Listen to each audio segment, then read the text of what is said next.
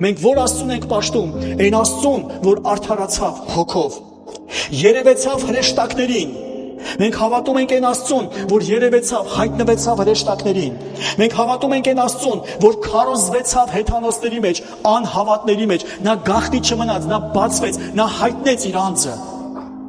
Մենք որ Աստծուն ենք պաշտում ենք այն Աստծուն, որ հավատացվեցավ աշխարհի մեջ։ Որ Աստծուն ենք հավատում ենք այն Աստծուն, որ վերացավ, հարություն առավ փառքով։ Հայտնապես մեծ է աստվածապաշտության խորհուրդը, Պողոս առաքյալը կասի մեզ սիրելիս։ Այսօր մենք պաշտում ենք երկնքից եկած, մարմին դարձած, ծնված, մեր մեջ ապրած, իր կյանքը մեզ համար տված Տեր Հիսուս Քրիստոսի։ Բացվեց առաջին Տիմոթեոս 3:16-ը եւ հայտնապես մեծ է աստվածապաշտության խորհուրդը։ Գիտես, այստեղ ամեն ժամանակ, երբ որ ես կարդում էի, ես ավելի շատ մտածում էի այսպես, եւ հայտնապես մեծ է Աստծո խորհուրդը։